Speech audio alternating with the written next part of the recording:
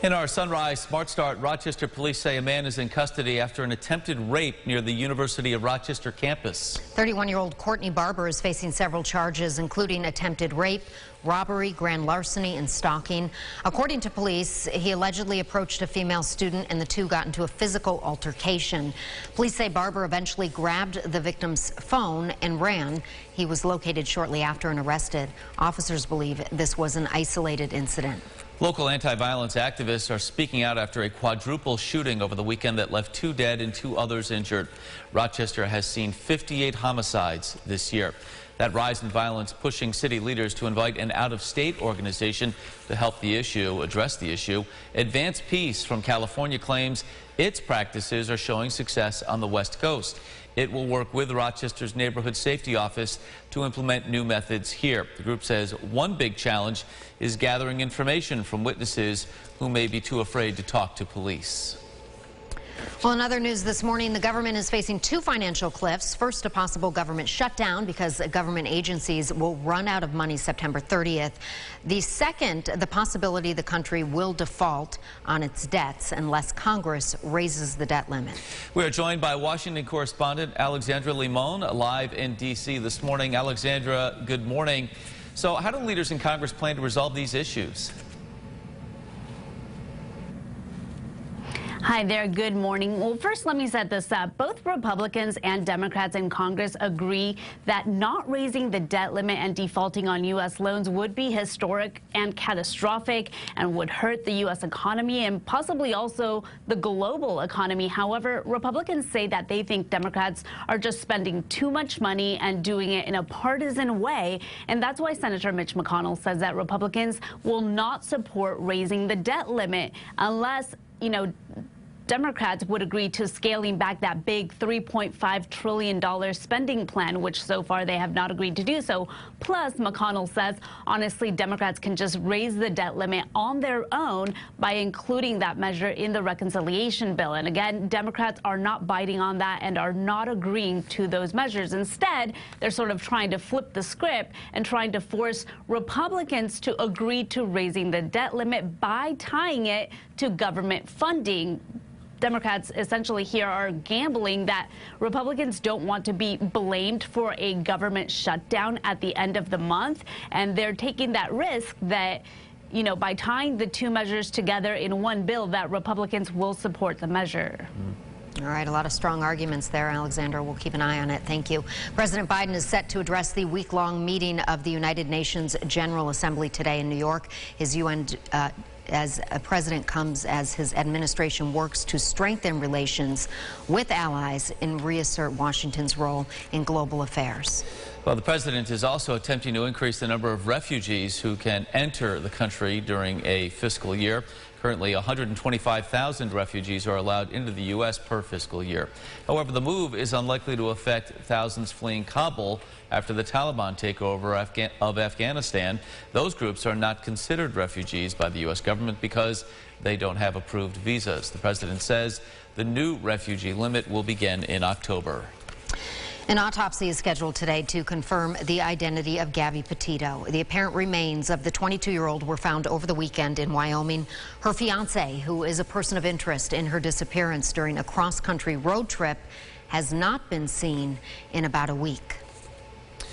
All right, let's turn our attention back to our forecast on this Tuesday morning.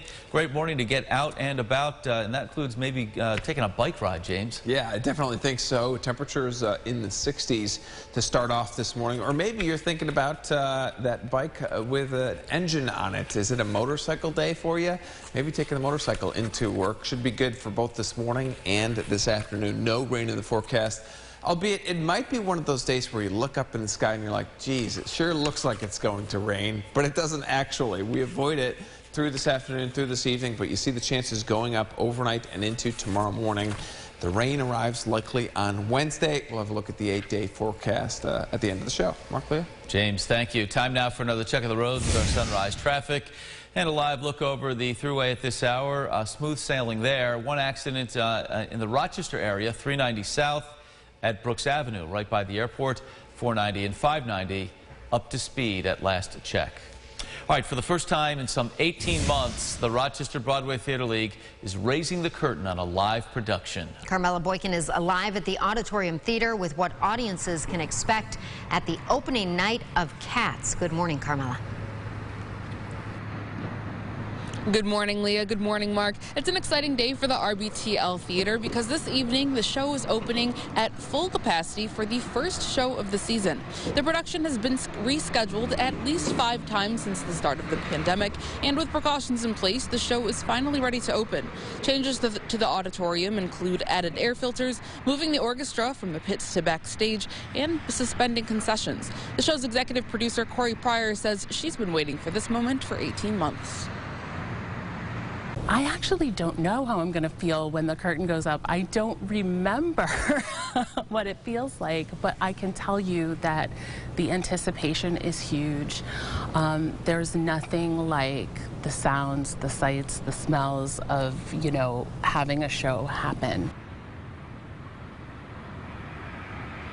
And the show begins tonight at 7:30 p.m. Masks are required for all patrons, regardless of vaccination status. Reporting in Rochester, Carmela Boykin, News 8. Mark and Leah. All right, a lot of people looking forward to that, Carmela. Thank you so much. Cats running through September 26th. Other shows in the upcoming Broadway season include Charlie and the Chocolate Factory, Pretty Woman, and My Fair Lady. Now let's get the latest on COVID-19. This morning, Pfizer says its COVID-19 vaccine works in children ages 5 to 11. That announcement coming as pediatric COVID cases have risen some 240% here in the U.S. since July. Researchers have been using a lower dose of the vaccine in trials, roughly a third the amount that's given to those over the age of 12. Or 12 and over, I should say. The company says children 5 to 11 could be given the shot by the end of October, pending FDA emergency use authorization. Well, hundreds gathering outside Strong Memorial Hospital yesterday protesting against New York's COVID vaccine mandate for healthcare workers. The requirement states that all public and private healthcare workers across the state have to have at least 1 dose of the COVID vaccine by September 27th. The mandate sparking protests and lawsuits in New York as well. Those in attendance, including medical professionals and local leaders, say the vaccine should not be forced on anybody. All we want is a choice to either have the vaccine or not have it. We have freedoms to be able to choose what goes in or out of our body. Here we are where we're not allowing that. And demonstrators say that they'll be back next week to protest the mandates once they go into effect Monday. Well, today marks 70 years since a gas explosion in Brighton caused over 600 homes to be destroyed or damaged.